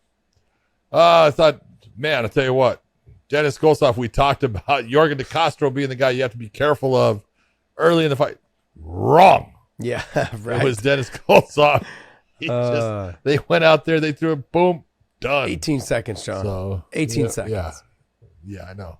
Takes heavyweights about 17 to just get across the cage to meet each other. So that tells you how that went. But that was a great win by Gossoff. Oh, one of your favorites, Marina Mokantina, taking it out on Evelyn Martins. Look, Martins did what she could do. She just wasn't as good, in the grappling and stuff. So that was a win for Martino. I think that puts Marina in that position. I think she has, she's in the finals or the end of the playoffs. Got it. So good place for her. She's good. She can sometimes drag the fight out with the clinching and all the other stuff, but she's good. She's definitely marketable. Yeah. Oh yeah. Definitely marketable. That's a good. What do you mean by that marketability? I'm not quite sure. Like when I was talking about the left-right combinations, right? Yeah, left-right combinations. Yes, definitely put it on a banner or two, flyer. Got it. Any other fights out here you want to talk about? No, Julia Budd had a nice run, but she should have gotten rid of Jindarova. Mm-hmm. Yeah, she's a much better fighter, but did the normal Julia Budd. But congratulations, I love her. She's a sweetheart of a person. She got the win. That's nice. Mm-hmm. All right. Well, that's going to wrap up our PFL talk, and that's all three cards. So let's go ahead and get into a little bit of news and go to onlyfans.com/weighing-in. Subscribe to us over there. It is free. And we take fan questions from there. So put your fan questions down there on the onlyfans.com/weighing-in. All right. Also, don't forget to subscribe to us here on our YouTube channel. Don't forget to subscribe to us here. So check that out and go to weighingInmerch.com as well. Josh. But let's talk about some fight announcements that were dropped here. What do you got for us there, Dave? Yeah, first one dropped right before Bellator was Max Holloway. No surprise and the there. Zombie. No surprise. Yep. Which is taking place in Singapore. Mm-hmm. That's good. I mean, not a good fight for Korean Zombie. Boom. Not a good fight for him. Especially at this point of his career. Yeah. I mean, he's been in so many battles, man. He hasn't fought since he lost to, who lost to who last? Brian Ortega, or was it not Brian Ortega? It was, no, Volkanovski. Volkanovski, right? Did he fight? I thought he fought someone after the Volk fight. No? Did he? No, he didn't. Nope. Man. Yeah. And that's over a year ago at this point. Jeez. Yep. I mean, he took a lot of damage. He took a beating in that fight. It wasn't even close. He took a beating. Not a good fight for him, man. I mean, they're doing him dirty, I think, are in this situation. But then again, there's not a lot of easy fights in that weight class. Nope. So if you want to stay in that top 6, 7, whatever position he's in right now, what does he rank? He's 7? Yeah. Yep. Damn. Do you see 5 rounds on this, or do you see it ending early? I think Holloway puts it away. I don't see Zombie making it through to the 5th round of that fight. No. He's just not at this point. Like, I love him, and he's had some amazing fights. Historic fights. You go back, his fights with Leonard Garcia. Yeah. Come on. Holy shit. That was when dude, who is this guy? He was just unbelievable. But he's in that position, he's slowing down. Yeah. That little bit of speed loss is making a big difference in his ability to land the shots that he used to land, do the things that he used to do. And if there's one thing that we've seen out of Max there, he hasn't slowed down. His hands are still fast. He's got great footwork. He's not easy to take down. That would be the one place that I could give the Korean Zombie a chance of winning this. because on the feet we know Max can take shots. Like you said, they're not doing Zombie any favors. No, Max is too fast for him, and Korean Zombie's too hittable. Yep. So it's just going to be, I think it's going to be target practice. I think he gets him out of there probably by the middle of the third or the early fourth. Yep. Middle third to early fourth, he gets him out of there somewhere in there. Next.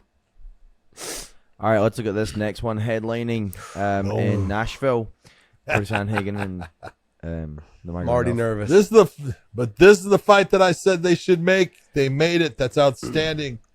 Corey Sandhagen at number 4, being a man and jumping and into that cage and saying, you know what?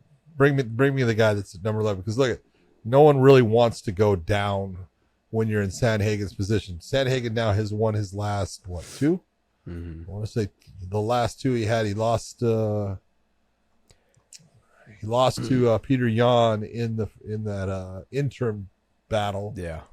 But yep, he's won his last 2. Marlon Vera and Yadong Song, 2 very good fighters. And a lot of people didn't think that he lost the TJ Dillashaw, which was a split decision. So yeah, you got to give it up for him.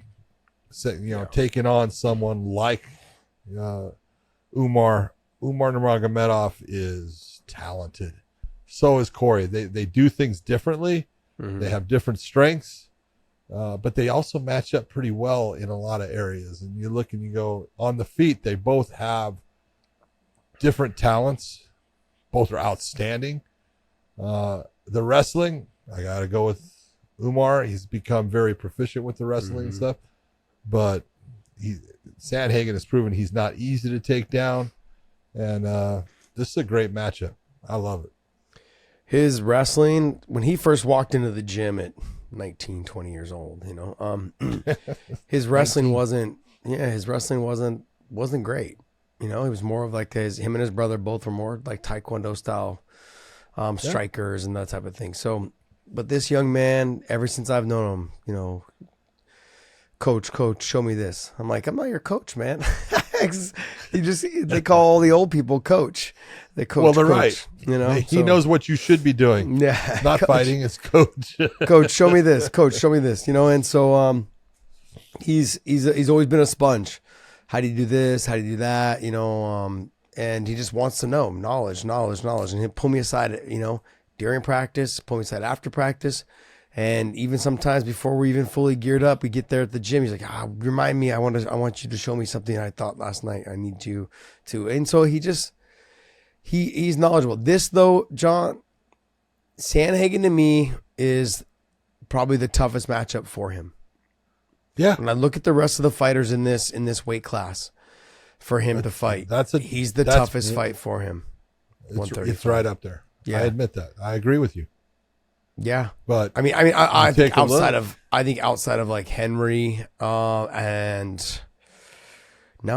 think just Henry and the champ are probably the 2, that I think would give him the hardest time. I think Peter Yan would also give him a very difficult time, but I look at all the other fighters that are on there, and look, it's a fight, anything can happen.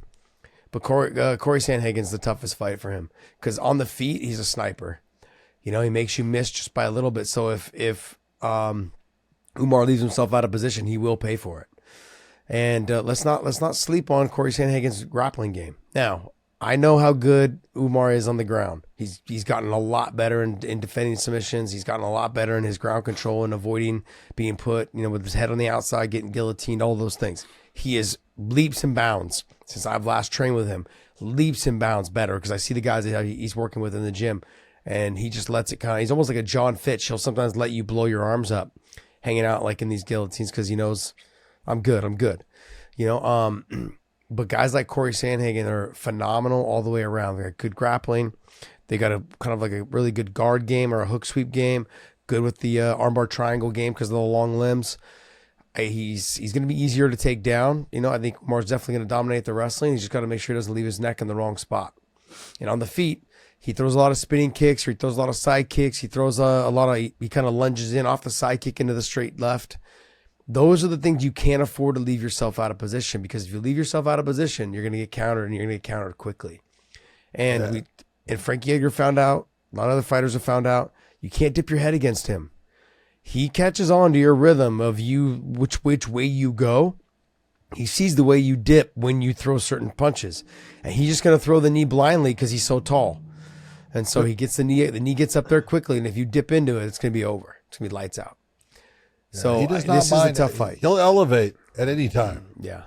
And it makes him dangerous. This is a tough fight for him. And Umar's grappling's gotten a lot better in terms of submissions and obviously his wrestling and control, all those things. But I don't want people to start overlooking it and going, man, like, because Corey's grappling is phenomenal. It's a tough fight. Look at you. You're already getting nervous. I am getting nervous, John. I was nervous as soon as I heard that this was the guy that they wanted him to fight. I was like, gosh, it couldn't have been like, it couldn't have been like a Rob Font or nothing against Rob, but, mainly stand up.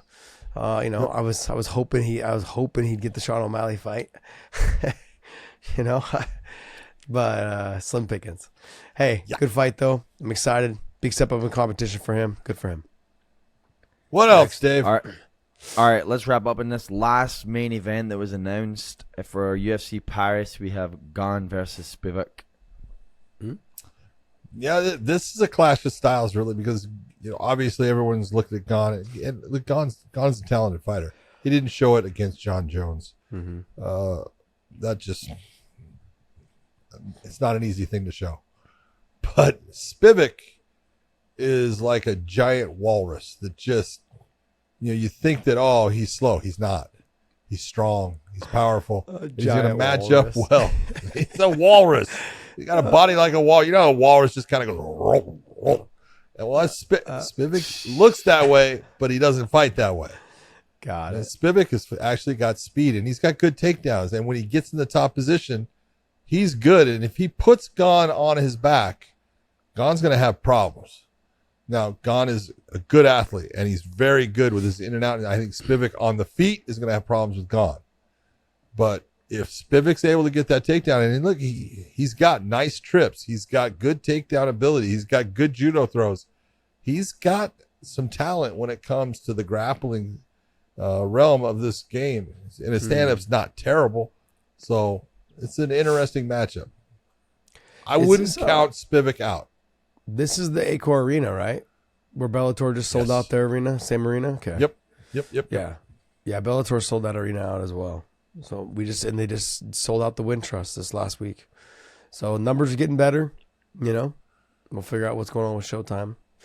But hey, there was something else I wanted to, I know.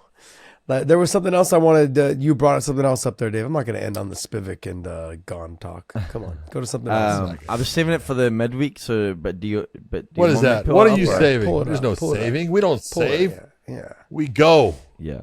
Okay. Let's go, Dave. Corey Sandhagen I love and this. Jamahal Hill going at it on Twitter. Jamahal Hill said on YouTube that basically was talking about the state of the light heavyweight division, or the state of the light heavyweights. He says, there's a lot of things I keep hearing that sounds absolutely ridiculous to me. In this video, we have a former UFC fighter, Corey Anderson, who now fights in Bellator. Speaking of how he thinks Vadim Nemkov, the current champion in Bellator, and himself matches up with top fighters in the UFC. To me, some of the things he said were interesting and kind of funny. I don't know who started this. People started echoing this at some point. I think at first it was supposed to be some sort of disrespect to me. Bellator champions being better than UFC champions and things like that, which is completely insane. Because here's the thing. We've seen guys from the UFC go and be successful in Bellator, but we have yet to see that with a Bellator fighter. Now, I'm not taking shots at anybody. I'm just simply stating the real. Michael Chandler is a phenomenal fighter. He's a great dude. I love Chandler. Whenever he fights, I'll be watching. He is must-see TV. Look at his last 5 fights in the UFC and his last 5 fights in Bellator. A prime example is Ryan Bader. He couldn't come close to a title in the UFC, and now look at him in Bellator. Corey comes out on Twitter and says, "Oh boy, sweet booty Jamal," or "Oh sweet booty Jamal Hill." Booty. Feelings. Yeah, booty. Oh, sweet booty. Talk about MMA math. Didn't you get your arm snapped by Paul Craig? So that'd make him the best. I toasted the 44-year-old guy you beat to win the belt in 2 weeks. Notice when he was ranked number 3. Other than that, who have you beat? And then Jamal Hill replied, "Bro, you nobody. You got slept by OSP, and you see what I did to him. You can't cut it at the top and you're struggling in the B League. I lost one fight in my life due to injury. You took naps. We're not the same. My resume will always read champion, and at the end of the day, I will beat your ass, period. This is going to get fun. Oh, that's great. I mean, Yeah, the real problem is I'd love to see those guys fight because it would be a great fight. But you're not going to see it. no, you're not. No, I just think it's funny. I think it's fun because he goes on and says that none of the guys came from Bellator. Well, Eddie Alvarez was the champ, and he came from Bellator. He went to the UFC and became the champ. He doesn't even know who Eddie Alvarez is. Yeah. Let's just be honest. That's Okay? true. Yeah, the heavier guys don't pay attention to the little guys. And he brought up Michael they Chandler don't. because Michael Chandler's relevant right now on The Ultimate Fighter. Yeah. You know, no, I get it. I mean, basically what he was saying is that Michael Chandler's never going to be champ there. And so it's like Michael okay. Chandler went to the UFC at the age of what, 35? Yeah, 35. Yeah. Okay. Yeah. No, I get it. I look, I That's understand. That's not the start of your prime. Well, it just what I want to. I guess for me, I want to get rid of the fighters that couldn't cut it in the UFC. Well, like if you look at the guys that left, Phil Davis left when he was still ranked in the top 5. Gegard Mousasi left when he was ranked number 3, I think 3 or 4. Okay, he left and he came over. Corey Anderson, he was ranked number 4 across everyone's ranking system. You know, not even just the UFC it was everyone else's. He was ranked number 3 or 4 in the world at the time. They all came over when they were highly ranked. They just didn't like the UFC, and that's why they left. There's no secret to this stuff. And the other thing too is that what made them leave, not even so much just not liking the UFC and how they did business with them, was that they got paid a lot more money. And if you look, that was the bottom line. How many times do we have to tell people? You have to, I tell fighters all the time. Why are you a fighter? What are you doing here? yeah. You're a prize What fighter. are you looking for? The prize You're is a prize money. fighter, bud. Yeah, you're That's a prize fighter, and the prize is money. No, You know, and look, I don't mean to say this in any disrespectful way or anything. Josh, you got a beautiful belt sitting back there. Mm-hmm. How often do you look at it? Never. Every time I'm on this show. It's the only time I'm ever in okay. this. I never. Okay, so and it's like no, it's great to win it, but it doesn't pay the bills. Nope. Money. That's why you're a fighter. I'm not saying fight for the title. It's great, but the reason you fight for the title because it leads you to more money. Yeah. No, I understand what you're saying. I think everyone should understand that too. Is that there just comes a time when certain guys, the reality needs to set in. You guys need to go where the money is, because We say it all the time. you know, like, and I've given Eddie Alvarez the credit that he deserves in that aspect of it all. I mean, I don't want to tell you guys the numbers, but when he was over there in one, he was making a Holy killing. bejesus. Holy He's doing great. cow, man, he was making a killing. And if you guys, it's somewhat as like public record, and what you guys can see what Chandler was making in his last fights because they report it and what the fighters make. He was making more than that, and they even offered. They just chose not to match. They just said, okay, look, we're not interested in matching what the UFC wanted to offer for you to go. They gave him a good offer, and they said, nah, we're good. And what ultimately ended up happening when they didn't sign Chandler is they ended up signing Usman and paying him a good amount of money. They ended up signing Tofik Mosaev, who was the rising champion over in Japan. They ended up signing Alexander Shabley. Yeah. I mean, and these guys are fucking So killers. they got 3 for 1. 3 for 1, but not just that, but they got 3 for 1, but you got younger guys. They're, Usman's what, 20, And that 26? that's not taking anything away. Nothing. Chandler was a Phenomenal Chandler fighter. is awesome for whatever promotion he's at. Mm-hmm. He does a great job of the promotion of the fight. He does a great job of talking about how, backing his promotion and everything they're doing. Look, he's exactly what a promotion wants. Yeah. I don't care what promotion it is. Yeah. No, I agree. Like I've never, and I know, and I'm pretty open and clear about it. Him and I don't like each other. I don't like him. And I know he doesn't like me. So, but at the end of the day, though, I'm never going to say anything negative about him as a fighter. He's a fucking fantastic fighter. He comes to fight. He comes to fight. If I'm at home, I'm like, dude, he's fighting tonight. Like, I want to watch it. I'm watching. He's a fantastic fighter. He's got the dumbest fight IQ in the world, but He's still sometimes. he's still a great fighter though. He's the You dog. know, if you think about it, right, John? How many more fights he probably would win had he just had a little bit higher fight IQ? Yeah. I mean, like, you know, but he fucking fights his ass off. You can't knock that about him. He's a good fighter. Anyways, but this whole thing. I mean, I know we went on thinking this is not. Continue on with it. I think it's great. I love it. Yeah, this is not like a Bellator rant or anything like that. It's just it really comes down to fighters have left the UFC. Dave, for do more me a money. favor. And this is Dave. I want you to pull up. You like Sherdog? Pull up Sherdog. What do you And want go on to there? what's that? What do you want from there? I want pull up their rankings. Oh, Share Dogs rankings? Sherdog's rankings. That's what you always pull up, right? I don't pull up the rankings. I didn't. You use. Do you No, he use used- no, Sherdog he- all the time for your stuff? No, he uses UFC rankings and Bellator rankings. No. I'm not talking about that. I'm talking. Go to Sherdog. Pull up their rankings because you're always. Did you just pull up the fights off of Sherdog that we're looking at? Yes. Yes. So, who does Sherdog has Francis Ngannou as heavyweight? I want light heavyweight. All right. Light heavyweight. Yeah, I need to scroll down to get to it. Jeez, man. Gee. Maybe if you told me that My off the God, bat, you would think. I would have been What do you think? It's at the bottom. It's at a different one. No, yeah, I had to scroll down to get to a different way. Settle yourself down. What? You're in You said light 2022. heavyweight. Jesus. This is all. It's this is all August that of is there. 2022. No, it's not all it's there. All You're right, not going to the all right right. thing. You're I back in clicked on- 2022. You're a freaking year ago. Jesus I clicked Christ, on Dave. You guys are. I clicked on John. Share Dog light heavyweight. I just looked at Ngannou and it said UFC. It's like, no. It says last updated August 1st, 2022. Yeah, last update. No. That's why. Go to, never mind. You All right, blew let's it. see. Yeah, absolutely just No, blew there it. you go. January You 3rd. are All right, unbelievable. here you go. Oh, Here there you you go. go. June 5th. June 5th. June I didn't know 5th. John, you're asking June me to do 5th. something that I've never done before. Do you think June 5th of 2023 is after August of You 2022? guys are so good. See, when you start out, go to Share My Dog. Go to God, ShareDog.com. unbelievable. It's like, what That's do where you want like to ShareDog.com go. for? I'm Well, letting you go to your little thing that you like. I don't. Okay, So hold where on. are we going with Where's this? Jamal Hill on that? He's number 3. All right. Corey Anderson, they have at number 6. Okay.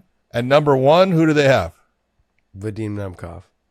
Oh, so it's not only,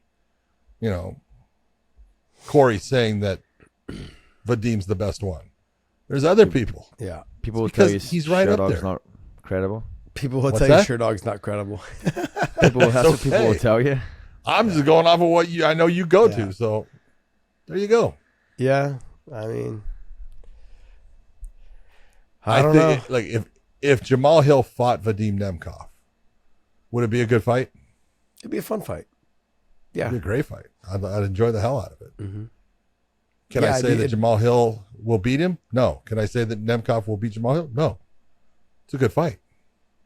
I mean, all bias aside, I would lean towards Vadim only because I know he can wrestle, and he's got good Oh, he submissions. can definitely out wrestle. He can definitely out wrestle Jamal Hill. Yeah. So, yeah. I just it's a good, but I want to see what happens when Yuri comes back. Glover's shouldn't even be in there anymore. He's out. Jan it would be bumped up to 5 and then or 4, and then Corey would be at number 5. Well, and you can look at that because Yuri Prochaska has a win over Nemkov. Nemkov had what? I want to say 2 or 3 pro fights at the time. Same, Yuri didn't have a bunch. I did that fight, and it was a 10-minute first round where look at Nemkov was doing very well in the fight against Yuri. He was definitely winning the round, but he exhausted himself because he didn't know how to fight. He didn't understand when to take. I got to take a breath here, and he won the round, but couldn't come out for the second one because he couldn't get off the mat. He was exhausted. So, Yuri's got the win against him, no doubt about it. Got it. But those guys now, that would be a fantastic fight again. Yeah, look up the bantamweight. That's interesting to me because can you see the bantamweight one? I'm gonna type it in just so. I no, I'm not rushing you, man. The I'm not same rushing you, shenanigans. buddy. I'm not rushing you. Just want to get a current. Put a one. little pressure on Dave. He just starts to like explode. Just want to get a. Just want to get a current one. All right. Let's look at. Geez, they don't make it easy to find us. You know what? I agree. They don't. As I'm looking at, why don't you go to the damn? Go to the See website. if I click on jump to There you go. bantamweight. Bantamweight. There you go. But then Boom, that's this right. is, Hold on, where's it at? That's March. That's March. May 26th. That's March 26th. Okay. You can't really go with March. It's a little late, but Interesting. We can make do on it. They don't have Henry in there. see, but they got TJ Dillashaw in there who's retired, so it's like Yeah. Well, all right. Well, hey, we got a little carried away there at the end. Go to WeighingInMerch.com. Pick up some of our apparel there. We got the old logo. We got the new logos. Got some designs up there that are kind of fun. Jumping into the summer, we got to get some new designs up there. Hey, somebody was requesting for the hot nougat shirt again. hot nougat. What the hell is that? It's like the uppercut punch on the Street Fighter video game. Okay. But I always call it hot nougat, and people were like, "No, it's Hadouken or whatever it is." I don't know. It's pretty funny.